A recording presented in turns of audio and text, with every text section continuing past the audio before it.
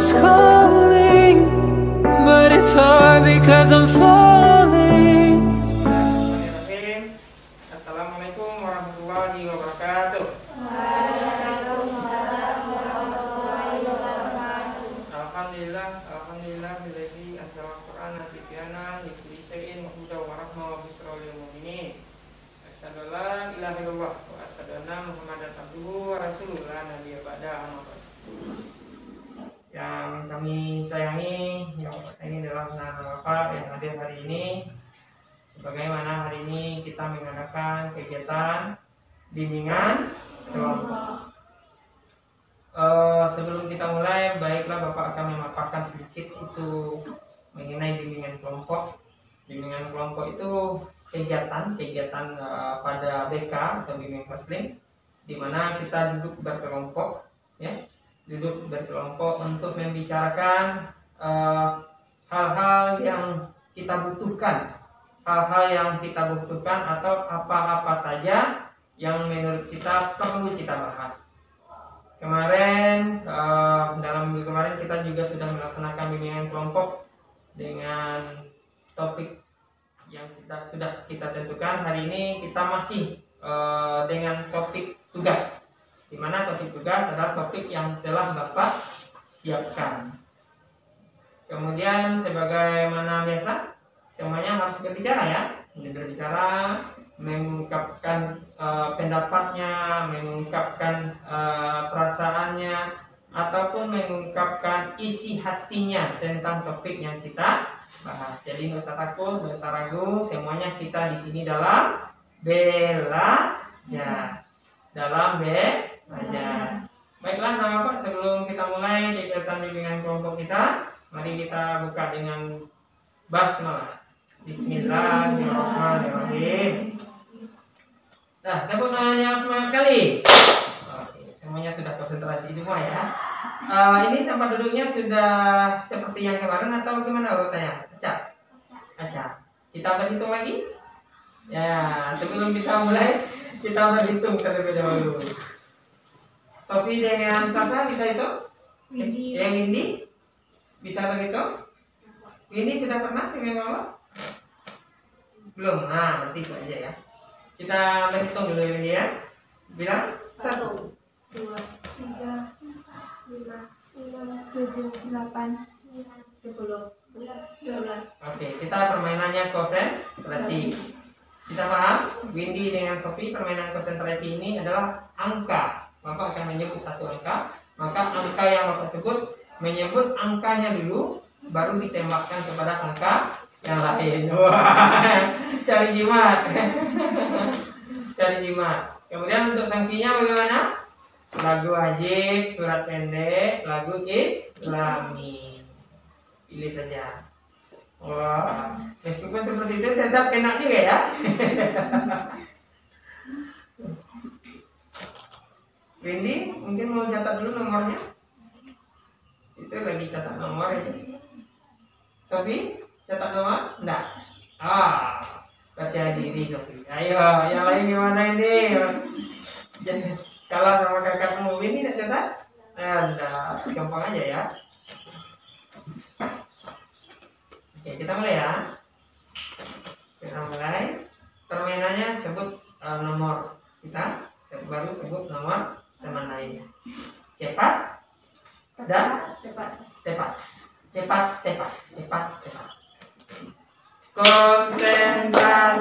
Konsentrasi semua, janganlah sampai lupa. 2, 7, 8, 9, 10, 3, 4, 5, 8, 7, 8, 6, 5, 3, 4, 5. Hai. 5, 1. Berarti sudah terlambat. Jadi permintaannya seperti, ya. Siapa tadi?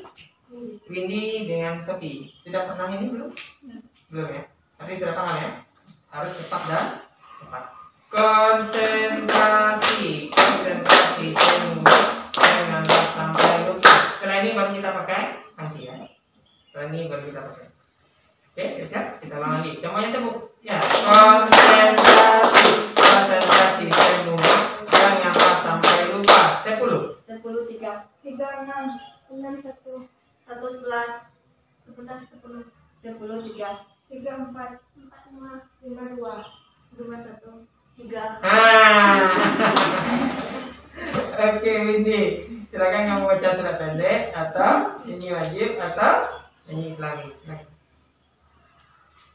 Surat pendek itu mana? Iya. Ya, trikul enggak boleh ya. Al-Fatihah.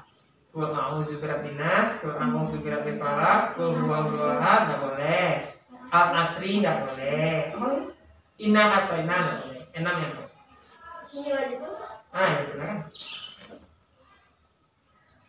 Indonesia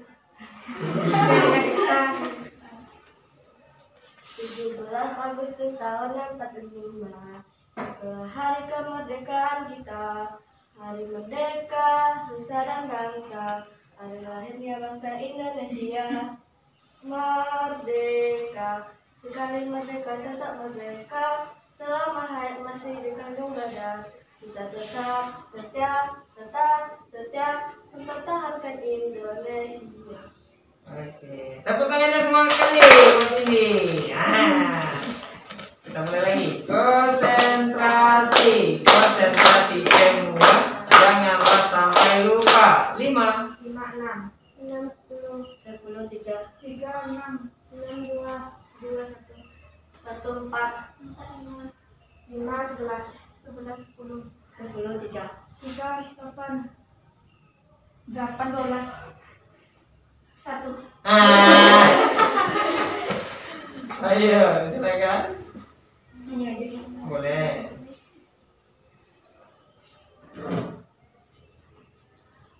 Bangun pemuda-pemudi Indonesia. Ya.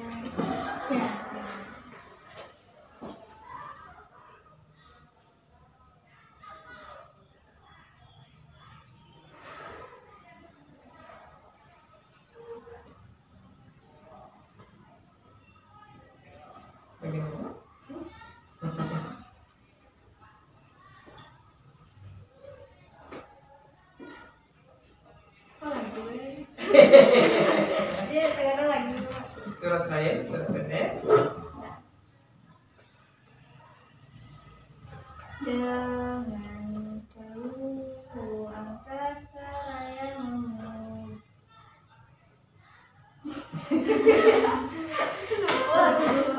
karena lagi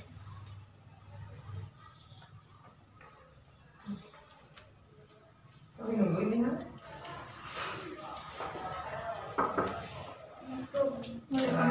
Silakan masuk. Kita buka lagi ya.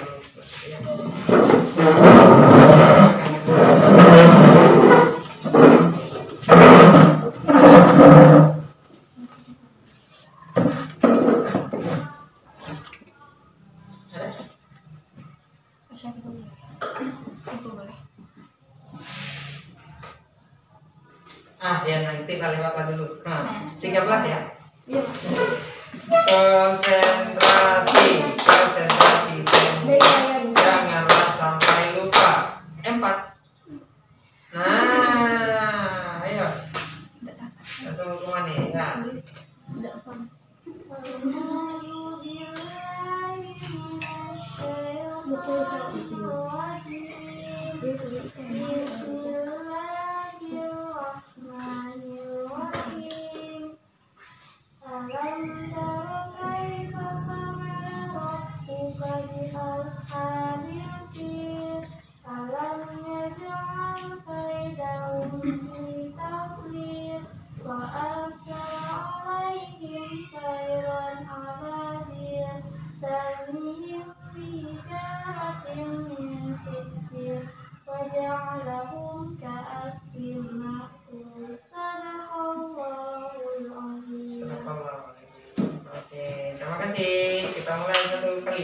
Satu kali lagi. Ingat temamu yang belum disebut nomornya. Dan jika ingin ibaratnya apa? Mengerjakan juga. Iya. Kita Kita mulai.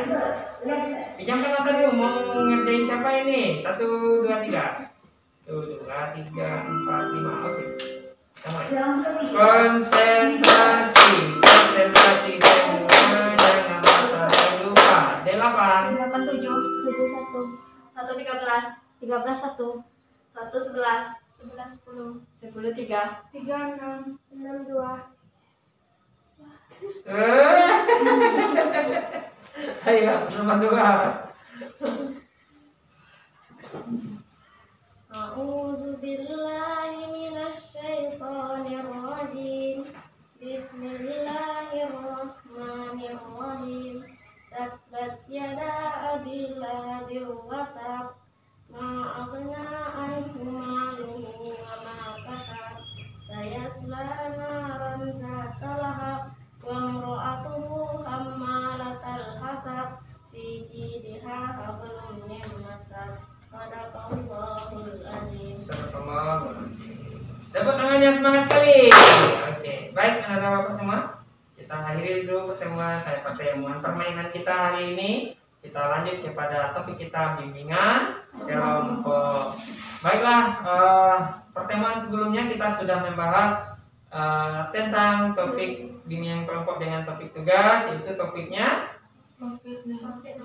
COVID-19, atau kita lebih fokuskan kembali kemarin itu kepada tanggapnya 3M. Dan hari ini topik yang akan kita angkat adalah topik yang lagi hangat-hangatnya di lingkungan kita. Iya, tentang vaksin. Kemarin ada siapa yang pergi ke pasar? Ada yang pergi ke pasar kemarin, pasar Pulau Kunjung? Tidak ada satupun. Ada orang tuanya yang bercerita barangkali? Nah, karena di pasar Pulau Kunjung kemarin diadakan vaksinasi kepada pedagang pasar. Apa ingin tahu dulu? Apa yang Anda ketahui tentang vaksin ini? Ya? Apa yang Anda ketahui tentang vaksin?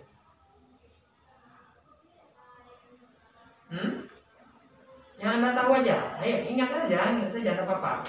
Yang saya tahu, Pak, vaksin ini untuk ini, Pak. Vaksin ini dengan cara ini, Pak. Vaksin ini seperti ini kejadiannya, Pak. Apa yang Anda tahu tentang vaksin? Untuk kekebalan tubuh. Untuk meningkatkan kekebalan tubuh. Bagus, Sofi. Ya, yang lain? Mencegah untuk tertularnya COVID. Ya, mencegah tubuh kita kebal, virus COVID atau corona tidak masuk. Yang lain? Ayo, apa yang Anda tahu tentang vaksin ini? Ya, ungkap saja. Saya buka saja. Apa?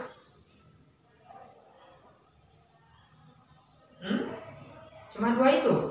Anda pernah lihat di sosmed, di berita dan lain sebagainya? Apa yang Anda lihat di sana tentang vaksin? Ada barangkali Anda melihat vaksin ini ditolak oleh sebagian orang. Pernah lihat? Pernah. Kenapa? Ayo. Karena memiliki efek samping. Iya. Karena efek samping dari vaksin juga ada. Jadi orang banyak menolak. Menurutnya, apa lagi yang Anda lihat selain efek samping ini?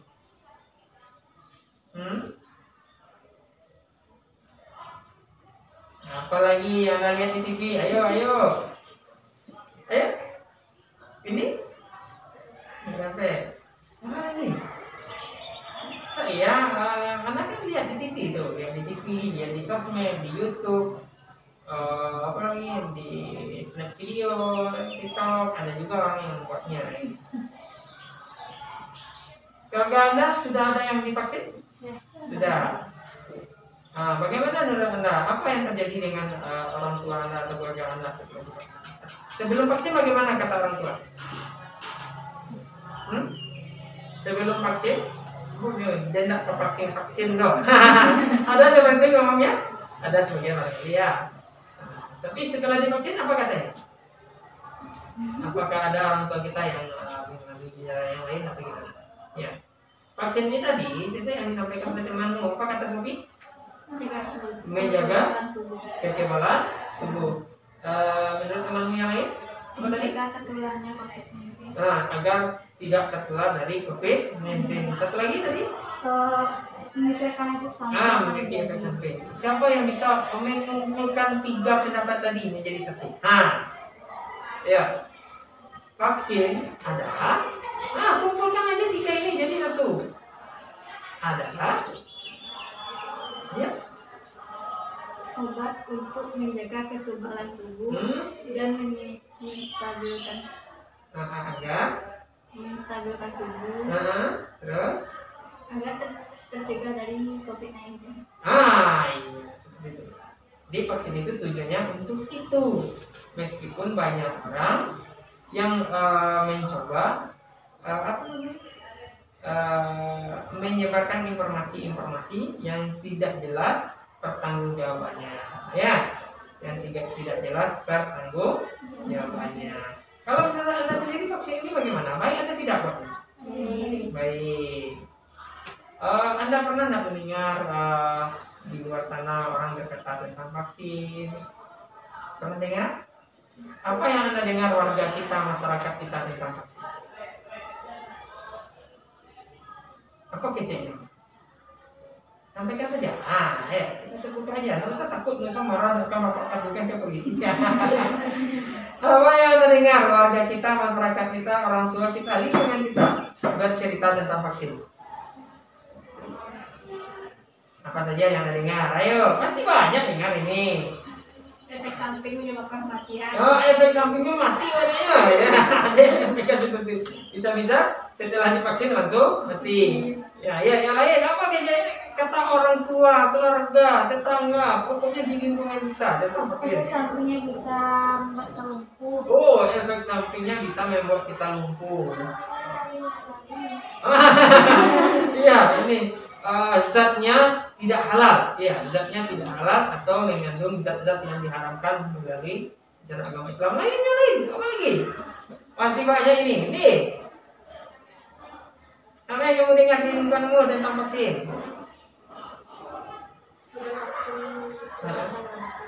Sesudah vaksin ngantuk katanya, nak lolok aja ya. Oke, itu memang barangkali ada dananya ya.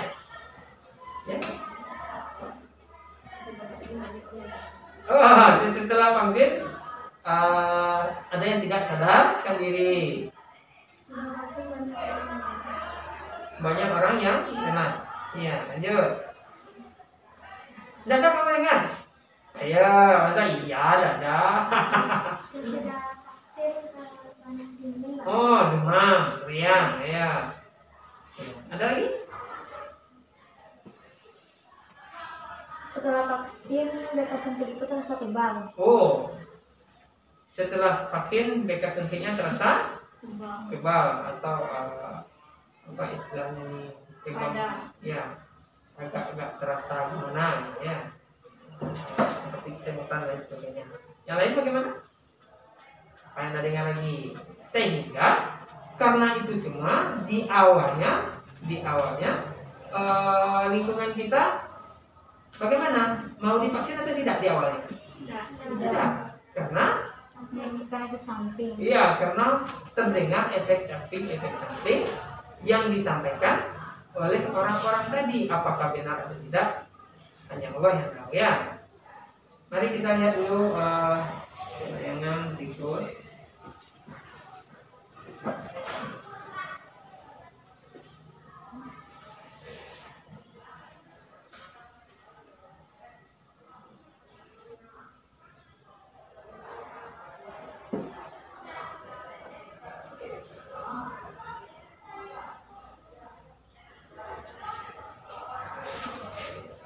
Pemerintah Indonesia dan juga negara-negara di dunia sedang berupaya mengembangkan vaksin COVID-19 serta berencana melaksanakan program imunisasi untuk warga mereka. Dan hal tersebut disampaikan juru bicara Satuan Tugas Penanganan COVID-19 Nasional Faisal Basmoro dalam konferensi pers BNPB di kanal YouTube Senin siang. Lalu sebenarnya bagaimana sih cara kerja dari vaksin ini, kita akan lihat bersama-sama. Jadi memang saat virus ataupun bakteri itu ya, ataupun kuman juga ini masuk ke dalam tubuh kita, tubuh ini akan mengenali serta melawan virus ataupun juga bakteri pembawa penyakit tersebut. Jadi memang sebenarnya sudah ada sistem pertahanan sendiri. Lalu kemudian diingat gitu ya, semuanya diingat, direkam oleh tubuh, kemudian ini akan disimpan di dalam sel yang namanya sel memori, dan kemudian akan memberikan respon dengan cepat sebelum akhirnya kita jatuh sakit. Jadi memang ini artinya jika kondisi kita atau kondisi Anda sehat dan juga virus ataupun bakterinya tidak ganas, ini akan sembuh sendiri. Kemudian tubuh ini juga punya sistem imun yang bekerja, yang dimana misalkan kalau misalnya kita terserang atau kemasukan bakteri, kuman, itu akan ada beberapa tanda respon tubuh, diantaranya ada demam, kemudian ada juga batuk, ataupun juga bisa bersin, atau bisa juga mungkin muncul gejala seperti inflamasi ataupun radang yang muncul di bagian tubuh kita. Jadi memang tanda-tanda ini adalah respon tubuh kita apabila sedang melawan virus ataupun bakteri ataupun juga kuman yang masuk ke dalam tubuh kita. Kemudian, jika ada virus ataupun juga bakteri baru yang tidak dikenali tubuh, maka tubuh ini juga butuh waktu untuk bisa mengenali, gitu ya, memverifikasi istilahnya. Dan jika dalam kondisi kurang baik, ini bisa berakibat fatal. Itulah kenapa akhirnya tubuh butuh bantuan yang bernama vaksin. Jadi memang sebenarnya tubuh kita sudah punya vaksin sendiri, tapi dalam kondisi tertentu, dalam kondisi pandemi COVID-19, misalnya ada virus baru, ini butuh bantuan agar nanti Anda semua ini bisa tetap sehat. Jadi vaksin yang mengandung bakteri ataupun kuman ataupun juga virus penyebab penyakit yang juga akan berpengaruh juga terhadap program-program imunisasi lainnya, tidak hanya terhadap COVID-19. Jadi kita harus mendapat penjelasan itu dari institusi yang kredibel, ya, dan dapat dipercaya. Misalnya institusi Kementerian Kesehatan, dari Kemenkominfo, dan lain-lain sebagainya. Jadi jangan mentah-mentah diterima itu berita, kita baca dulu, kalau ragu kita harus cross check, jangan langsung menyebarkan. Dan bagaimana cara menangkal desinformasi adalah kita harus lihat siapa yang membuat, ya, kemudian juga sumber beritanya dari mana, ya, kemudian juga apa perlu di-share. Nah inilah, jangan sekali-kali cepat-cepat men-share, ya, karena belum tentu berita ini benar, ya. Nah, kemudian kalau berita yang benar itu kapan dipublikasi? Pasti kalau itu berita benar itu akan dipublikasi. Informasi bohong terkait vaksin dan vaksinasi juga ditepis oleh Direktur AstraZeneca Indonesia, Risman Abu Dairi, dalam acara yang sama yang digelar oleh KPCPEN pada Rabu siang. Menurutnya, vaksin yang dihadirkan oleh pemerintah Indonesia, termasuk AstraZeneca, sudah menjalani serangkaian uji klinis yang ketat, sehingga layak untuk digunakan oleh masyarakat secara aman guna menciptakan herd immunity atau kekebalan imunitas bagi penerimanya. Kita harus percaya bahwa pemerintah Indonesia hari ini sudah melakukan evaluasi yang sangat mendalam, yang sehingga diambil kesimpulan bahwa beberapa vaksin ini layak digunakan di Indonesia untuk untuk membentuk herd immunity yang sekarang ini dijalankan melalui program vaksinasi. Ya, jadi kita juga harus percaya bahwa proses vaksinasi yang dilakukan hari ini tidak hanya bisa mencegah terjadinya penularan COVID-19 atau membentuk herd immunity yang bermanfaat untuk pencegahan COVID-19, juga varian-varian. Kita harus percaya itu karena pemerintah dalam melakukan keputusan ini tidak main-main. Dan juga kami sebagai industri farmasi, data yang kita sampaikan juga sangat luar biasa, dikaji dengan sangat mendalam, sangat cermat. Dokter spesialis penyakit dalam Suzy Maria, yang juga hadir dalam acara Hindari Hoax seputar vaksinasi, juga menerangkan bahwa masyarakat harus lebih bijak dalam menerima dan menyebarkan kembali informasi mengenai penanganan COVID-19 yang beredar, terkhusus hoax mengenai vaksin dan efek dari penggunaannya. Dr. Suzy menjelaskan bahwa setiap vaksin tentu memiliki efek samping, terkhusus hoax mengenai vaksin dan efek dari penggunaannya. Dr. Suzy menjelaskan bahwa setiap vaksin tentu memiliki efek samping yang bisa ditimbulkan. Hanya saja, masih dalam kadar yang bisa ditolerir oleh tubuh manusia, sehingga masyarakat tidak perlu merasa khawatir.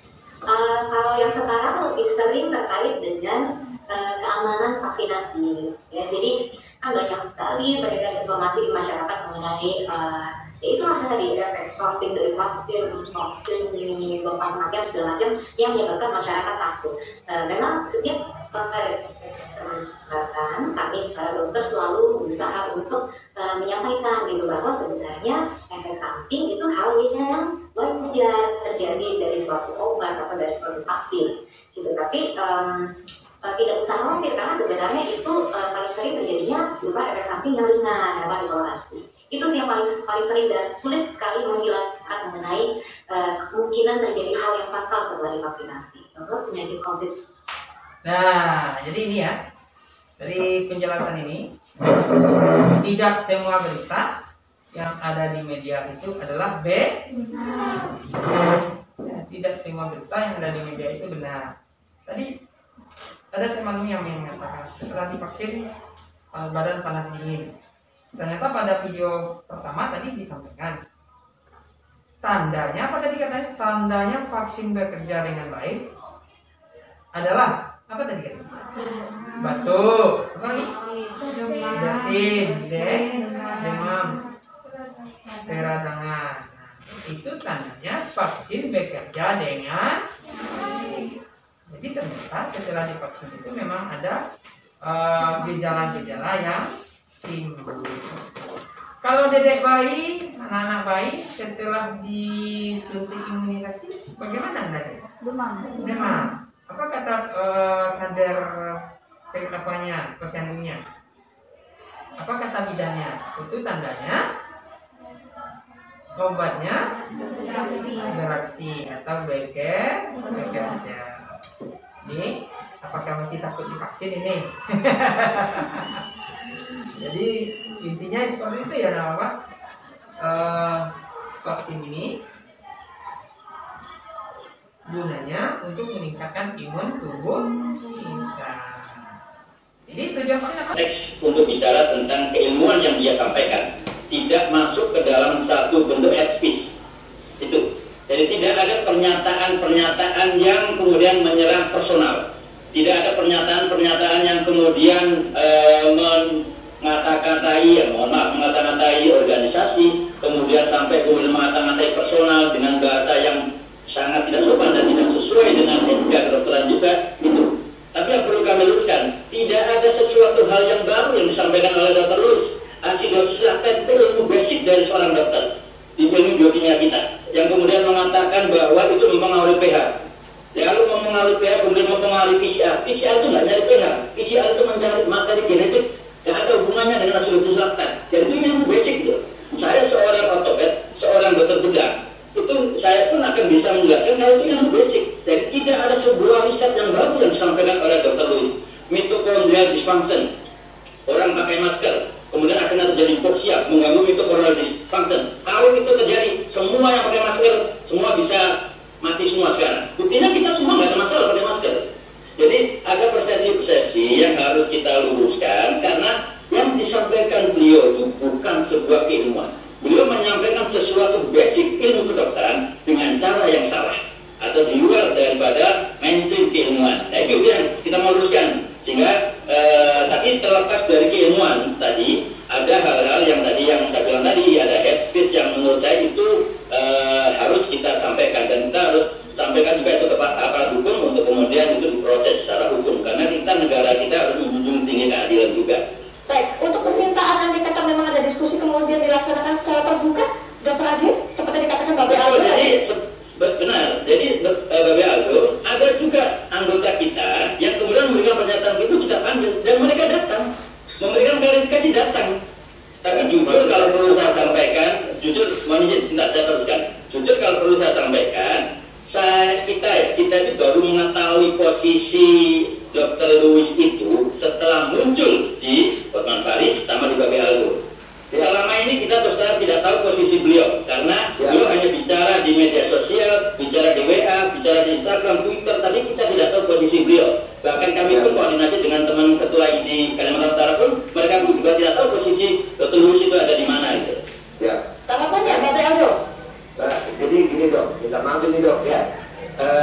Berbicara diskusi antar dokter yang berbeda pendapat, masyarakat ini belum pernah tahu. Masyarakat ini sekarang belum pernah tahu ada diskusi itu. Kapan ada terjadi diskusi itu? Di mana? Dan apakah ada videonya? Sebenarnya sudah Pak B. Saya pernah juga berdiskusi dengan beberapa tokoh agama, dan itu perwakilan dari masyarakat. Dan teman-teman dokter yang lain pun juga kemudian banyak melakukan edukasi dan kemudian menyampaikan itu juga kepada masyarakat. Jadi itu bukan sesuatu yang menurut saya tabu. Kami pun siap kalau itu kemudian kita alhamdulillah kalau siap. Ini minta maaf ya dengan segala hormat. Andai kata itu pernah terjadi dan pernah disiarkan ke masyarakat, ngapain booming sekarang? Ini kenapa jadi booming? Kalau memang itu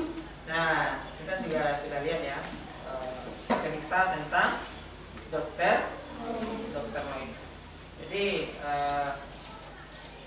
itu yang disampaikan temanmu. Dr. Lois ini adalah seorang dokter di Kalimantan, di Kepulauan Kalimantan, membuat informasi-informasi berita-berita yang bertentangan dengan pemerintah, Akhirnya sekarang Dr. Lois di mana? Di Hoax sangat banyak sekali. Padahal untuk ini semua, untuk vaksin adalah yang terbaik buat kita. Dan kita sudah bahas vaksin itu seperti apa tadi, pengertiannya, kemudian manfaatnya, tujuannya, efek sampingnya juga kita bahas. Sekarang terakhir, dari segi agama bagaimana vaksin? Haram. Anda mengatakan haram? Ya, kenapa? Dari segi agama vaksin ini haram. Karena mengandung virus babi. Satu. Yang lain? Dari segi agama vaksin ini sebenarnya seperti apa sih?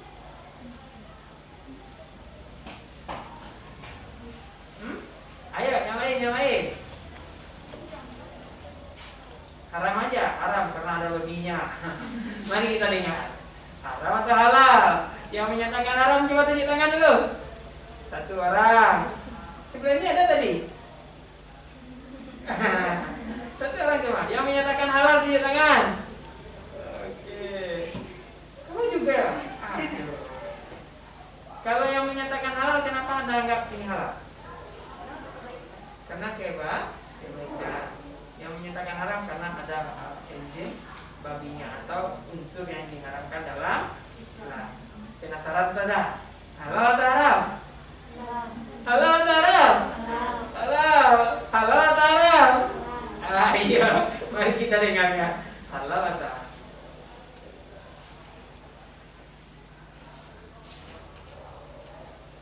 Yang pertama, yang dimaksud vaksin COVID-19 yang kita bahas untuk penetapan kesesuaian syariahnya ini adalah vaksin COVID-19 yang diproduksi oleh Sinovac Life Science Co. Ltd. China dengan nama produk yang didaftarkan sebanyak 3 nama, yaitu yang pertama CoronaVac, jadi Corona VAC.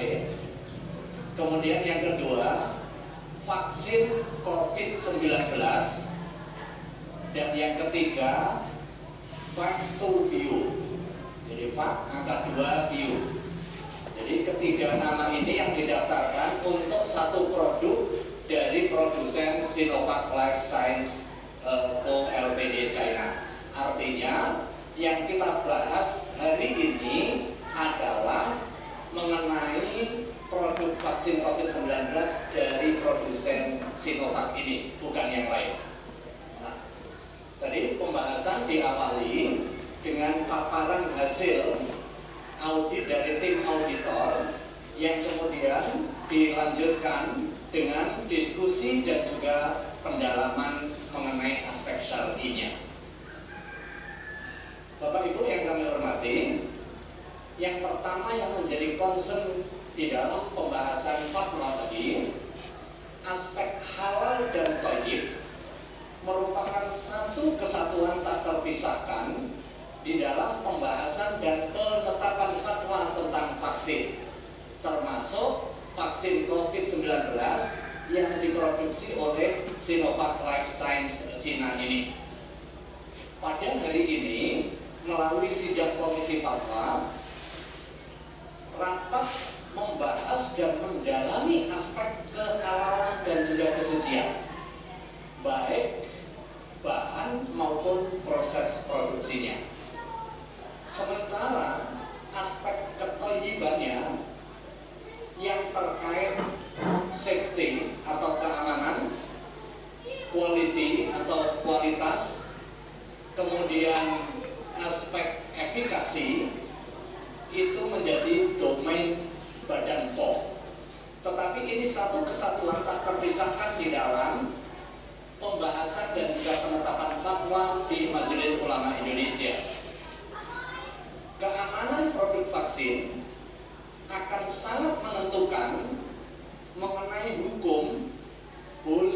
atau tidaknya penggunaan vaksin.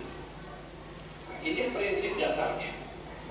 Kemudian yang terkait dengan aspek kehalalan, setelah dilakukan diskusi yang cukup panjang dari hasil penjelasan dari tim auditor, rapat komisi fatwa menyepakati bahwa vaksin COVID-19 yang diproduksi oleh Sinovac Life Science Co. Ltd. China yang diajukan proses sertifikasinya oleh PT Bio Farma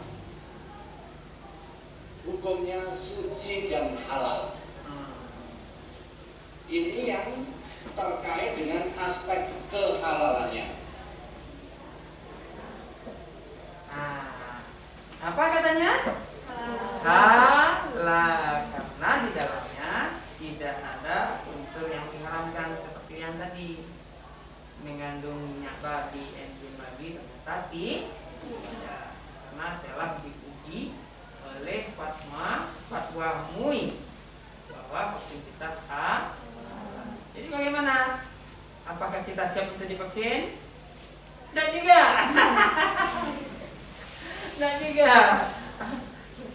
jadi nah Bapak, setelah ini nanti sesuai yang disampaikan oleh Ibu tadi, apa namanya di lapangan, Bu Kami Fatia, balik tadi ya Bu, apa kata Bu Kami Fatia? Ini pakai masker terus. Dan nanti akan ada masanya siswa-siswa sertifikat divaksin. Ya, jadi nggak usah ragu. Kita kan sudah bahas ini, ya, demam, sakit, karena obatnya sudah bekerja. Tetapi kalau ada sakit yang kawat lama, lupa,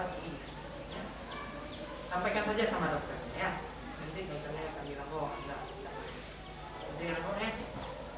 Jadi kita sudah tahu pengertian vaksin, tujuan vaksin, manfaat vaksin, dan kehalalannya. Ada yang bisa karena kita akan menutup pertemuan kita, ada yang bisa membuat sebuah kesimpulan atau memberikan kesimpulan pertemuan kita hari ini. Ya, Sofi, silakan.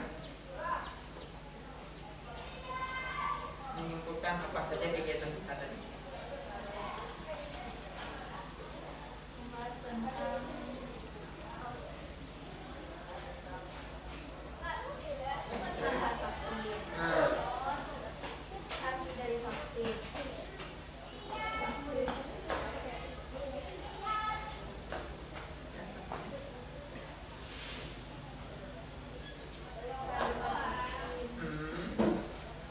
Dari vaksin kamu jelaskan vaksin ini. Vaksin adalah kekebalan tubuh dan juga terhindar dari COVID-19.